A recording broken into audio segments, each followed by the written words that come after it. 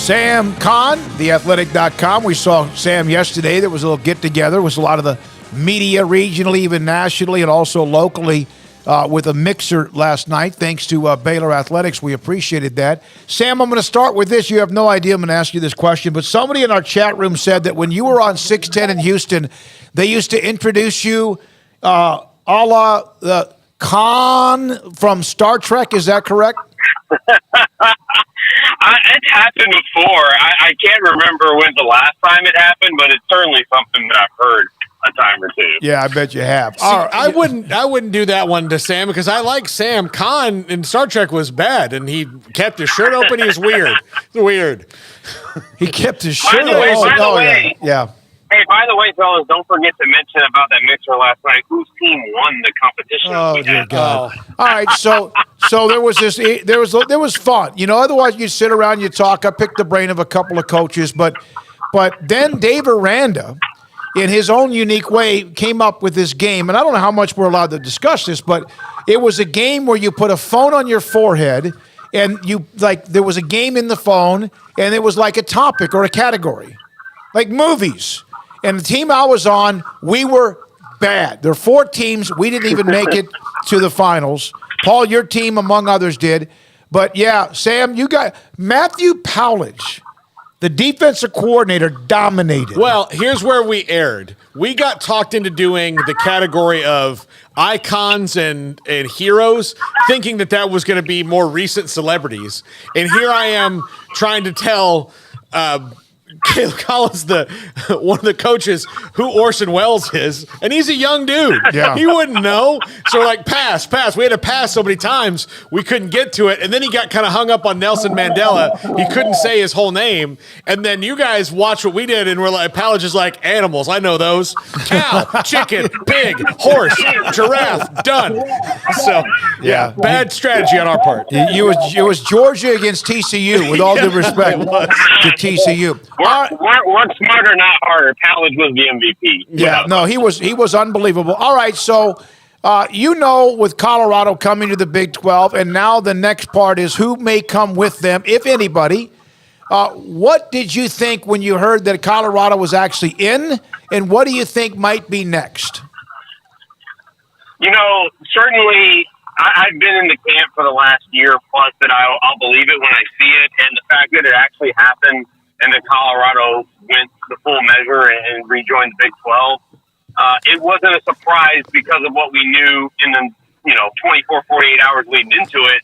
But if you would have told me a year ago that it actually would have happened, I think it would have been a little surprised. And so the fact that they actually did it then made me turn to think of what else could happen. Could others follow? And what could happen to the Pac-12? And in large part, it makes me fear for the future of the Pac-12, and it makes me fear a little bit for the future of the sport because, we saw the report today, reports out that the Big Ten is starting to discuss whether or not, they're going to consider expanding and adding some more schools from the Pac-12, depending on what happens to the Pac-12. And I'm just not in a place where I want to see that conference die. We've discussed this on air before. We've all lived through the death of a conference back when the Southwest Conference broke up in 1995, and I can promise you it wasn't fun to see that happen. And so I don't want that to happen to the West Coast part of the sport and the fans who root for those teams. I think it's not good. It's not healthy. So, but I also understand that all these teams are going to be looking out for their own best interests and their own stability and seeking a life raft wherever they can get it. And so I don't really know that there's a way you can stop it. Sam, just on a logistical part of Let's Talk Colorado and Deion Sanders getting more of a foothold in Texas, however long he might be at Colorado, how quickly do you think he can make an impact in recruiting? Oh, I think it can be pretty quick because the going back to the Big 12 with Deion and his name recognition, we all obviously know that he spent a lot of his prime years in Dallas with the Cowboys, which is one of the most recognizable brands in the world, and certainly in this state. I think Deion's name carries cachet down in Texas, and particularly in DFW. So I don't think it's any secret that Deion wanted to be in the state of Texas, wants to recruit the state of Texas, and being in a conference with multiple Texas programs is going to help him do that because you're going to be able to say, hey, you can come play here, and then we'll go visit. We'll go play at Houston. We'll play at TCU. We'll play at Baylor. We'll play at Texas Tech. And so you'll get to play in front of your hometowns or your fans from your home city, and you'll also get the chance. It's not hard to get to Denver. You can, Boulder's just right outside of Denver, so you can take a direct flight from Dallas, or you can take a direct flight from Houston or Austin. It's very easy to get there. So I think from a recruiting standpoint, this is going to be a big win for Colorado, and I think you'll start to see them try to get more Texas prospects in their classes, which they did a decent amount of back when they were in the Big 12 the first time. Yeah, no, Colorado was able to come in and get quite a nice chunk of their roster. So, Hunter Dekkers, we knew Iowa State had something else that was probably coming. Here we are now. They're starting quarterback as they start fall camp. He's gone and probably not coming back. When we make predictions, and in this case, Iowa State was down towards the bottom anyway, but a starting quarterback, you don't want anyone to be involved in this, but that it's a starting quarterback. Your thoughts about how that kind of maybe was a punch in the gut to the Cyclones? Certainly, because he's a talented guy, and you saw signs of it last year and flashes of it. He's a really talented quarterback, and you want stability at that position. You want a guy with experience. But at the same time, you do have to like that they were able to sign or recruit J.J. Cole. That was a huge get for Matt Campbell and that staff. And having a guy as talented as him as a freshman coming in is going to help. But if Cole is the guy who has to end up taking the lumps in the first season right here and end up being the starting quarterback, there's going to be some growing pains. I don't care how good you are. There are very few quarterbacks who can come in and be an impact player and throw for 3,000 yards and complete 65-70% of their passes. It's just hard to ask for that. Not everybody as a true freshman is Trevor Lawrence or Tua Tagovailoa. It's really hard to succeed right away as a true freshman. Even Kyler Murray, who won a Heisman Trophy at Oklahoma his first year at Texas A&M, had a really good first start and had a bumpy couple others after his next two starts came. So there's going to be some growing pains there. I think if they end up having to turn the Cole in this situation, but long term, I think you do feel good about him because he is such a prized prospect, and I think he'll do a good job there in the long term. And yet another blow to the offense. Like, it couldn't be their best linebacker. They have like 7 of those guys. They just haven't been able to score points. Sam, do you see, should the conference expand to 16 teams, adding Arizona State, Utah potentially, and again, we have to wait until that happens to say that. How do you think that changes their power position overall nationwide when it comes to, they're probably in a race with the ACC, who's had a rough day today too, with one of their schools mad at them? Yeah, certainly I think right now the Big 12 is in a stable position because it doesn't look like anybody's trying to get out. Whereas in the Pac-12, you've got schools trying to get out. In the ACC, you clearly, Florida State's president on the record saying, we're trying to get out. I'm still amazed that he just said that out there for everybody to hear, but I guess there's no sense in hiding your true feelings. But the fact that everybody in the Big 12 seems to be content right now and nobody's looking to go somewhere else puts it in a really unique position that gives it more stability than those other conferences. So, given that, I think right now you have to think that they're a solid number 3 behind the bigger, the SEC and the Big Ten in terms of stability.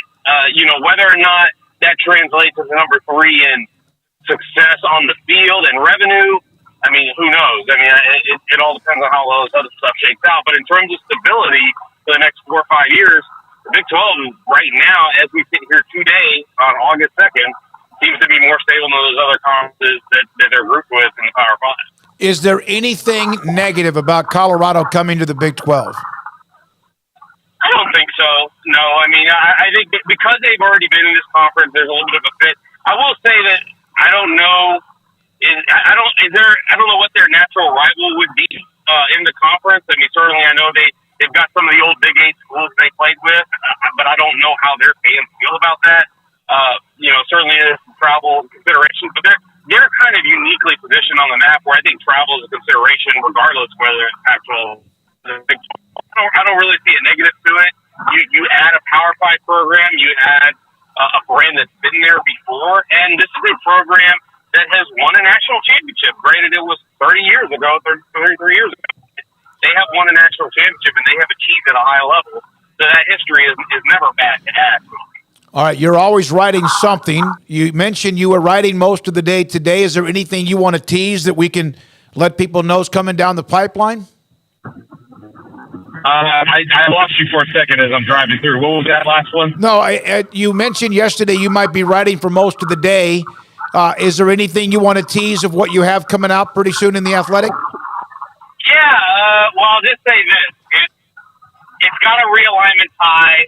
I've got something coming out here the next probably. It's related. It's alignment, but it's from about 12, 13 years ago. It's a topic that I think we all discussed ad nauseum a lot. That I think will provide a little bit different perspective on this.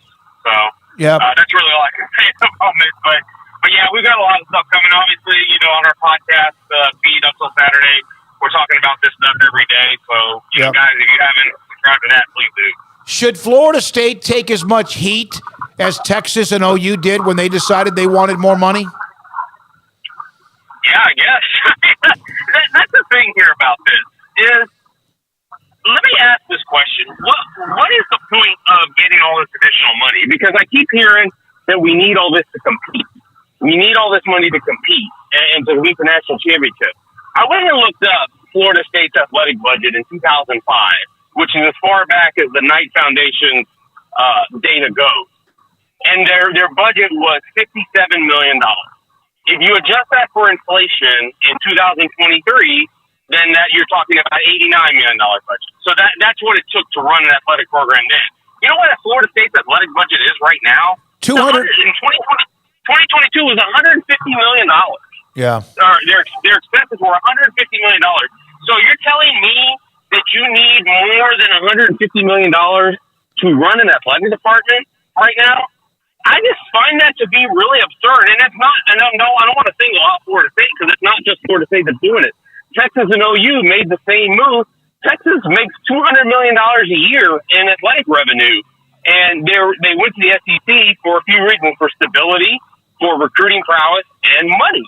Because the SEC money is going to be better than the Big 12 money and these other conferences that are not named the Big 10 down the road. At what point is enough enough? And at what point do we stop doing these musical chairs to chase more dollars? And at what point does it stop serving the entire point of what we're doing in college football? So, yes, Florida State should take some heat, but it's not just them. And this is just like a cycle that we've been on for the last few decades that I don't know how it stops at any point. Sam, thank you very much. Appreciate it. Sam Kahn, theathletic.com, with us on 365 Sports. And